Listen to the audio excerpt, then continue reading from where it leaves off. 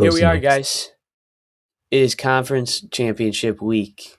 The divisional round absolutely showed out for us. We had some great games, some great matchups.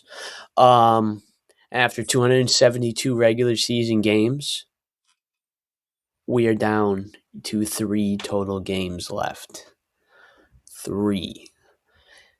And it hurts. It sucks. Off seasons are cool, but it's nothing like regular season. Well, at this point, postseason. Um, but this is the Ballbusters show. This is the third episode of our playoff series. Diving into each game and breaking down some things, doing some predictions for the following games. And I think we're ready to get after it with the divisional. How are we Oh yeah, feeling today, Lawrence?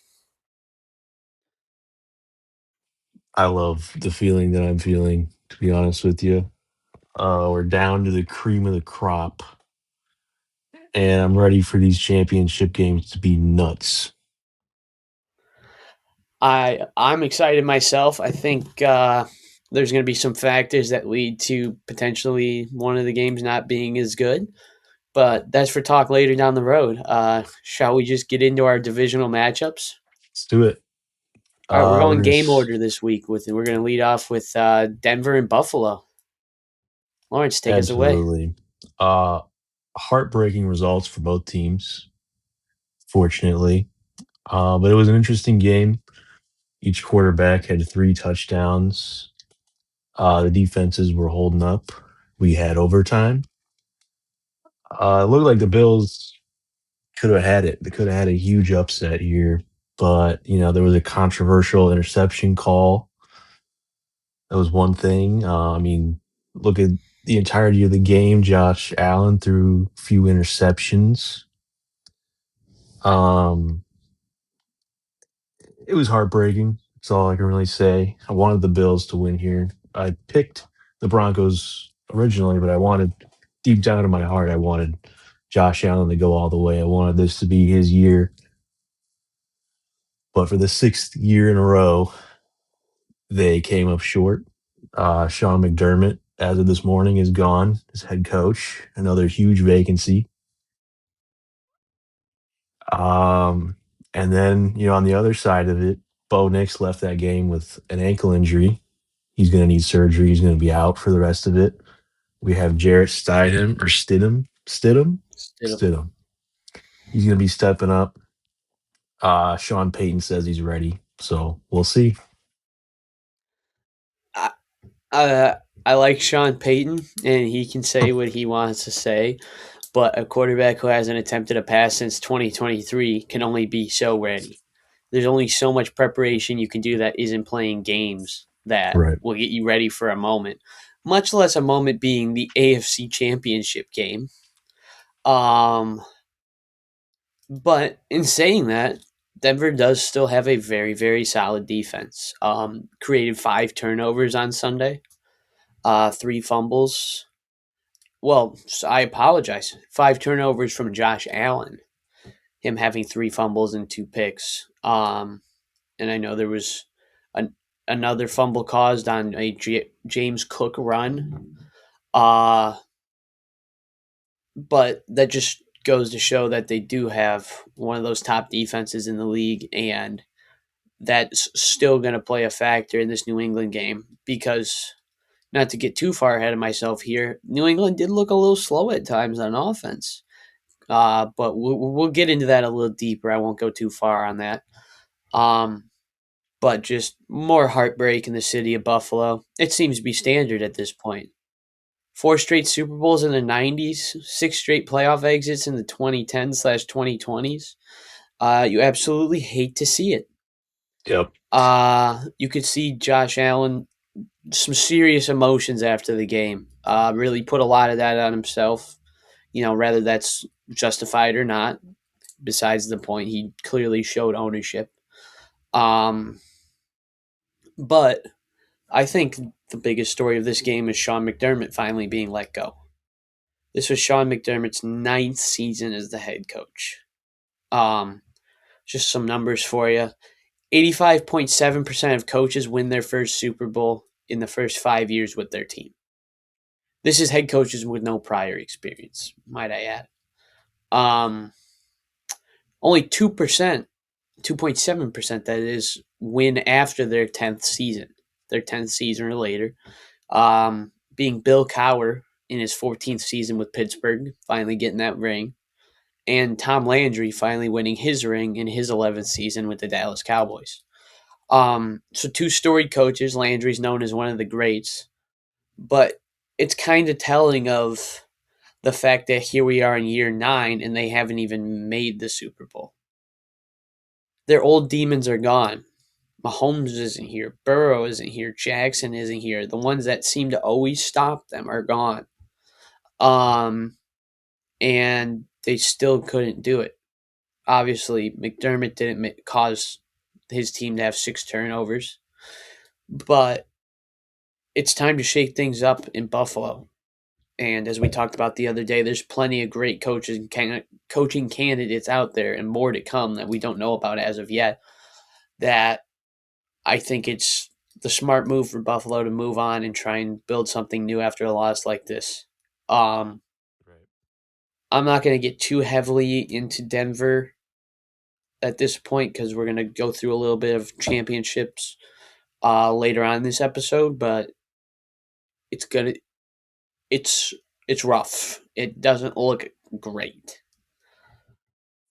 Um, but in saying that and things that look rough and not great, we move to the game 1 of the NFC with Seattle taking down San Francisco 41-6. Seattle looks like a team possessed. They look very scary. They look very real.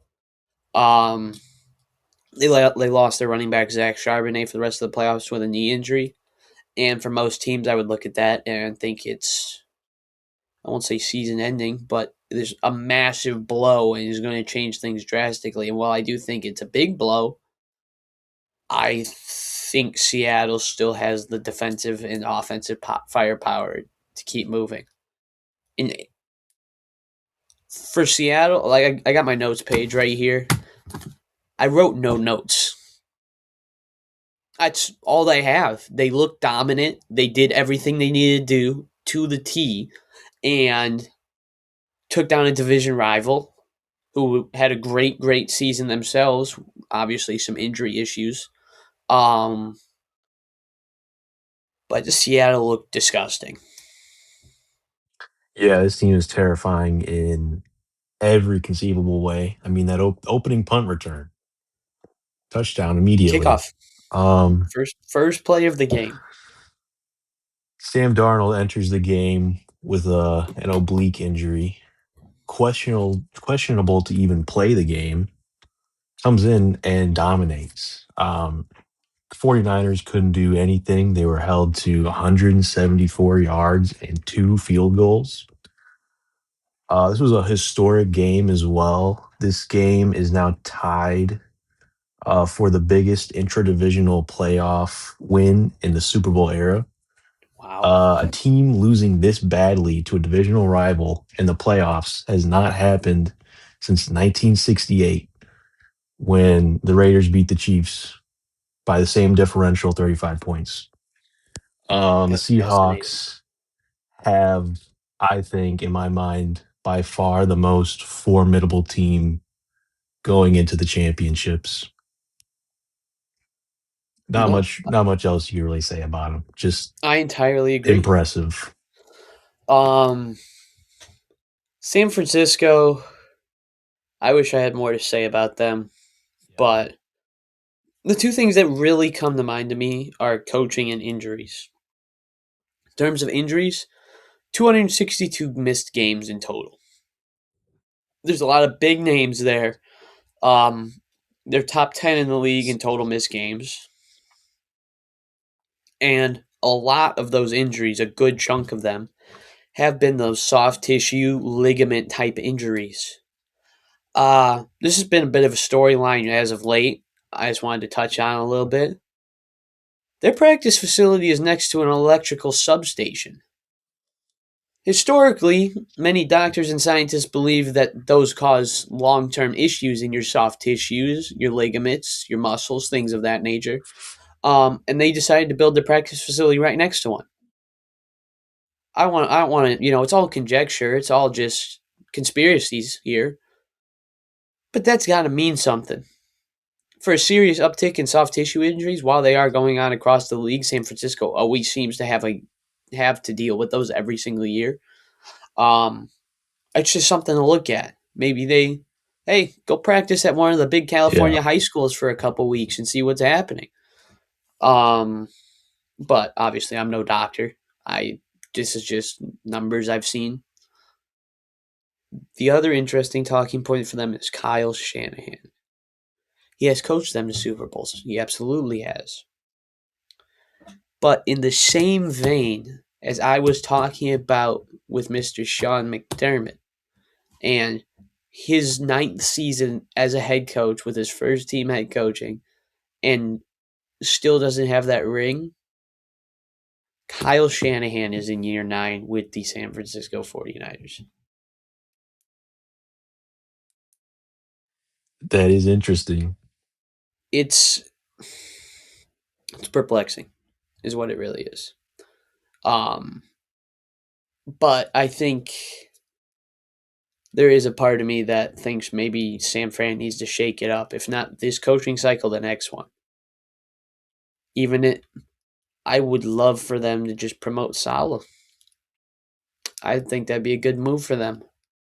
Because regardless of how they've looked with the injuries, which is indicative of good coaching, don't get me wrong, to go into this final game as banged up as you are and as an offensive guru type and only put up 6 points on the day is a bit rough, especially when you are definitely the most experienced coach in that matchup. You are by far the most experienced coach. 3 Super Bowl appearances. Um, I just feel like San Fran needs to shake it up more than they will. But we'll talk about that this offseason. Yeah, no, that's fair. Uh, we're gonna kick it back to the AFC. Game 3 in our 4-game slate. We had New England and Houston facing off. I'll let you take this one away. Yeah, this one, all I gotta say is that the Patriots are probably not, happy, but there's gotta be a little bit of that in them, knowing that they don't have to face Bo Nix. Um, Drake May, on the other hand, has been impressive, but there's some things that are concerning. Under the bright lights of the playoffs, he's led his team to 2 big wins. That's a plus. But he's also taken a concerning amount of sacks. He's made a couple, well, yeah, a good handful of interceptions. Um, and he's going against the number one ranked defense in sacks. He's going against the number 3 defense, in some metrics number 1 when it comes to points allowed in the Broncos next week. So I'm a little concerned when it comes to Drake May. I believe you have Um, every right to be concerned. but speaking of defenses, once again, the Patriots have outplayed an extremely impressive defense in the Texans. So the weather was atrocious. Mm. The wintry mix made it difficult to catch. It was turnover mania. There was a combined 8 turnovers in this game. I have no idea where CJ Stroud was because he certainly wasn't in Foxborough. Um, it feels like the Texans got a healthy dose of their own medicine against this Patriots defense, which is also an extremely impressive defense. The Patriots forced him to make just constant futile checkdowns. He had to make all kinds of like horrible snap decisions. He wasn't accurate. Um, and May, on the other hand, didn't really have a great. He wasn't a perfect performance from him either. But he produced when it mattered. He had some very impressive tight window throws that resulted in crucial touchdowns. Um, the Patriots have zero quit in them. and they're defying all expectation. No, you're 100% right. To touch on Houston, their defense is still there, even when the offense isn't. That defense is Yeah. disgusting. It From watching that game, it wasn't like you'd think you'd hear that many turnovers and CJ Stroud just having an abysmal game. You'd think it'd be a blowout. But Houston kept them in it right till the very end. And there was still that chance for a score. Um, yeah, it was 28-16 as the final score. And that just shows you how well Houston's defense did. They spent a lot of time on the field and only allowed, if I'm not mistaken, 21 points. I know that New Yeah. England had a pick six in there. Um, and shows that New England's offense isn't high powered. We're going to chuck it over you and we're going to will our team to wins type of offense. It's the defense carries a lot of that weight. And I think they did a great job of carrying that weight and holding Houston to 16. Um, Forced a lot of turnovers, made them play a sloppy game. Understand that the weather conditions weren't great, but Houston's offense still looked abysmal. They obviously got banged up mid game. Nico Collins left. Some other things happened. But all in all, New England went out there and proved that while they are the better team, they still have some gaps they need to take care of. And they need to make sure that offense is really flowing next week in Denver because regardless of their quarterback situation, Denver's defense is literally I would say the 1-1 defense in the league. I know metrics change and things look different, but that pressure rate they get is crazy and they run a lot of stunts, a lot of double moves on the line.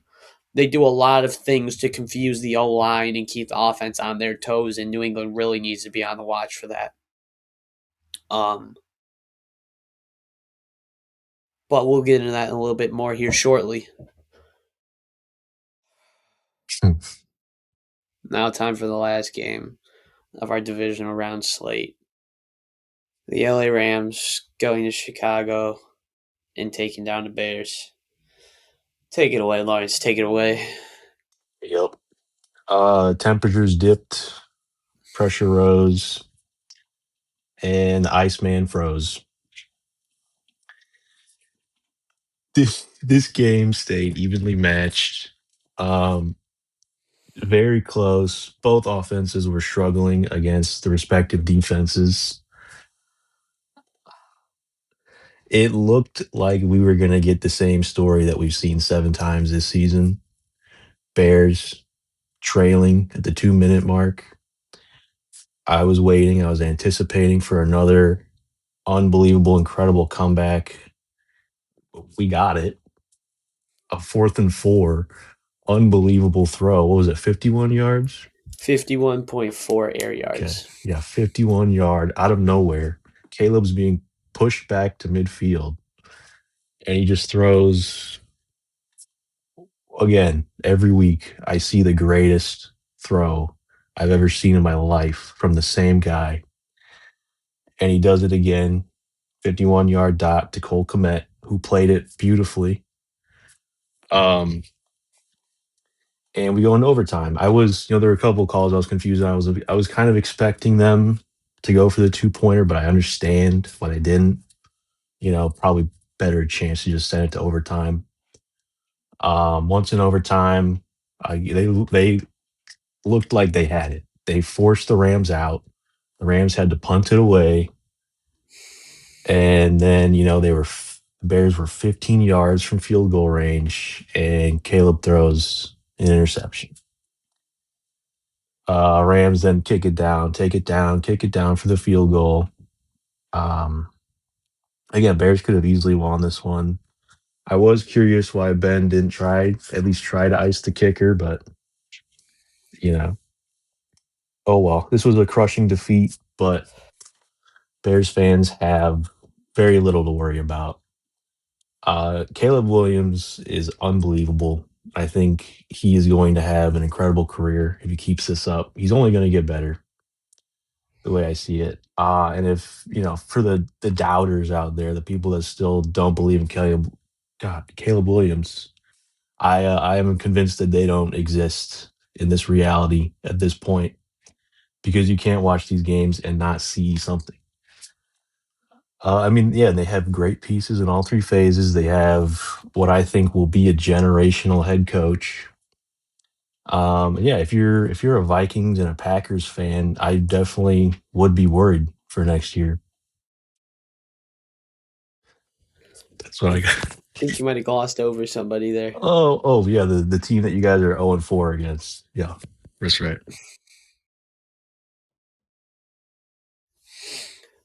You know what this is like? Before I get into the game, before I get into my opinions on what Yeah, happened, watching our divisional rivals, namely the Lions and the Vikings fans, make jokes about us losing and, rub it in.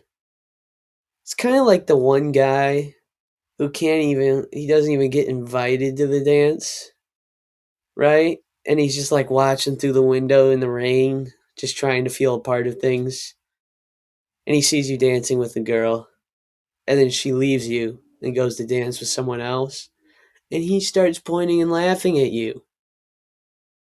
We got to dance with her. We were there. You were outside in the rain wishing you were me. But I digress. please digress. Came into this game expecting that if we lost, it would be soul crushing and heartbreaking. And that's just simply not the case. I have never, in my existence as a football fan, felt better about this team and about the direction of our franchise than I currently do right now. We played the Rams, who looked like they were going to be the one seed for a lot of this NFL season. They looked like they were going to be the NFC team to beat, and we took them down to the wire. Our defense played their best football they have played this entire season. And that was really indicative of having healthy corner play for the first time pretty much all year. Everyone was out there. Um, and it showed.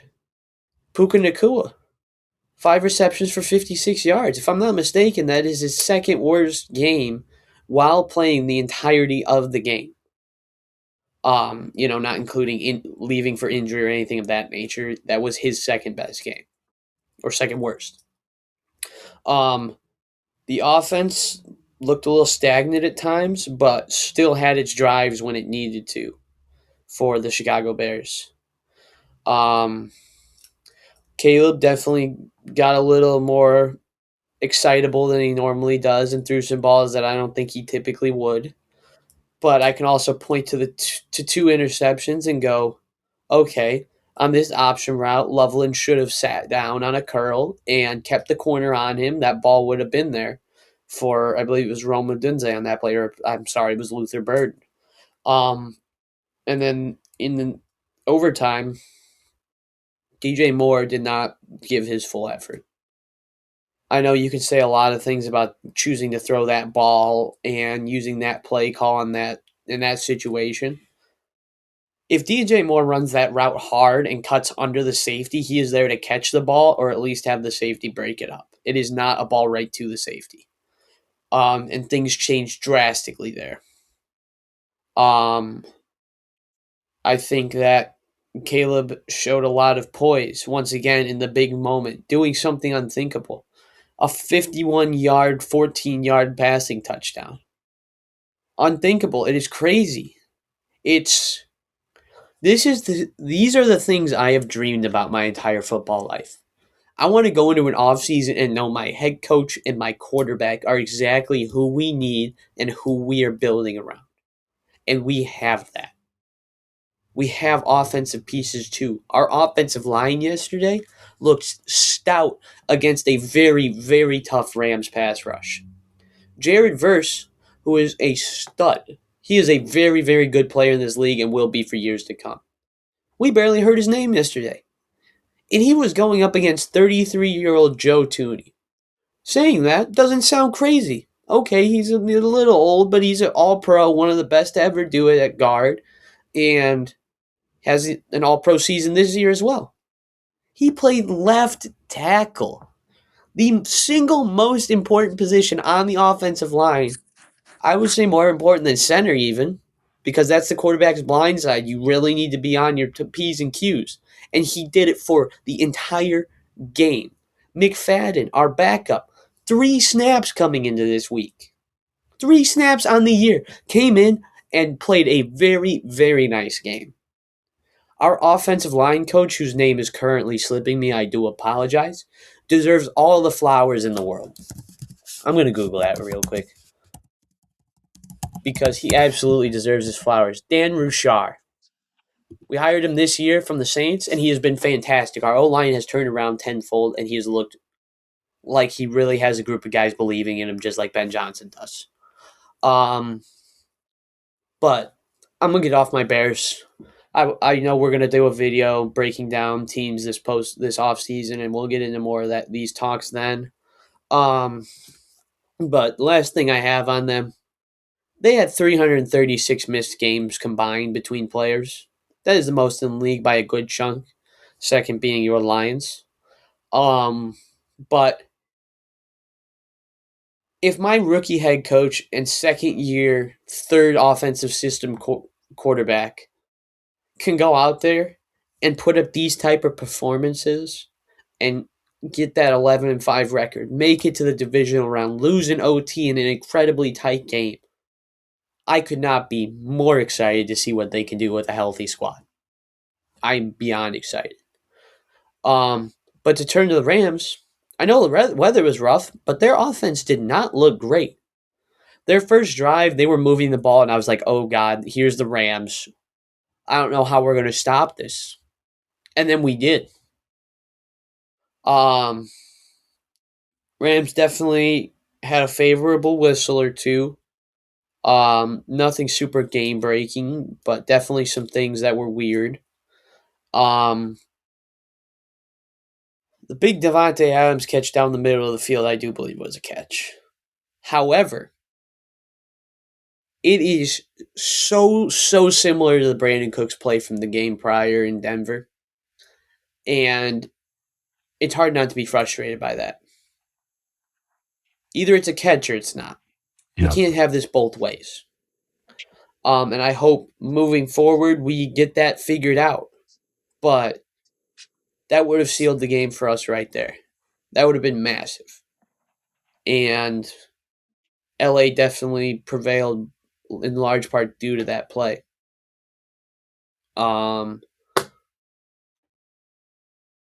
But they moved the ball when it mattered. The defense still looked great. They took the ball away from us 3 times. And I think they're definitely going to hold their own this upcoming week. And I will say that McVay and Ben Johnson definitely gave each other some love after the game. You know, just throwing that out there, out into the world, just for people to think about a little bit. But I think, if you're all good, I think that wraps up the divisional Yep. round. Yeah, I'm It's good on time to all move that. on. Just like the 4 teams we're about to discuss, we're moving on to the conference championship. Shall we bat lead off with the AFC? Oh They yeah. are the first game this Oh Sunday. yeah. We got New England traveling to Denver for one of the more interesting games of this postseason. Yeah, like I said, Drake May has been doing surprisingly well, holding up against tough defenses. But again, he's taken 10 sacks in the playoffs. And he's going against the number one sack defense. Uh, but then, on the other hand, if Bo Nix were in this game, I would say it's a lock for the Broncos, honestly. But no, we have Jarrett Stidham, who hasn't, like you said, thrown a pass in 3 years. And I mean, again, they consider him a strong backup QB. Sean Payton seems confident in him, but this Patriots defense isn't something to scoff at either. It's definitely a top 10 defense in the league. and they get it done when it matters. I'm gonna I'm gonna go with the Patriots here because why Ooh, not at this point? fair enough. Um, this is tough for me. I do like Denver a lot. I like their defense. I like the way they've been coached. I like the way they've been playing. But I don't think Jarrett Stidham is going to be able to have a Nick Foles type vibe this playoffs. Because Nick Foles did get some run during the regular season that year. He did get to play some games. He was warmed up. He was ready to go. This is really a lot different than the Foles situation, and it's hard to go against New England. It really is. Even if they're going on the road, even if weather might be an issue, regardless of all that, New England has looked great enough that they can take down Denver without their stud quarterback. But like you just said, I think Bo Nix is there. It is a completely different ballgame. Yeah, I don't have too many thoughts on this game. I got New England going as well. Um, and it's going to be interesting. It's going to be very interesting. Who knows? Maybe Stidham goes out there and turns up, and if he does, I will happily say I was wrong. I'll be glad to be wrong. But until I see it, I don't think it's going to happen. yeah, Um, but that'll take us to our second matchup, the Sunday Night Football. Tom Brady, Kevin Burkhardt on the call for the Los Angeles Rams at the Seattle Seahawks. Um, quick note on this game: 46 degrees, some drizzle. Not going to be ideal conditions out there, but definitely a lot better conditions than the Rams just faced. yeah. This one is a tough one. The more you think about it, these teams are pretty evenly matched. Divisional rivals. They each have a win over each other this season. When you put those games together, the Rams have scored 58 points. Seahawks have scored 57. The Rams have 830 yards combined. The Seahawks have 829 combined. If you look at it now, the Seahawks are favored and are looking extremely dominant. And I'm gonna go with that. I'm gonna go with that. I really do want Stafford to get one more ring.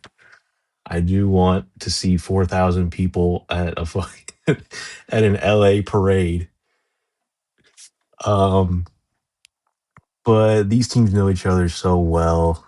This is gonna be a war. This is gonna be probably game of the year if I had to imagine.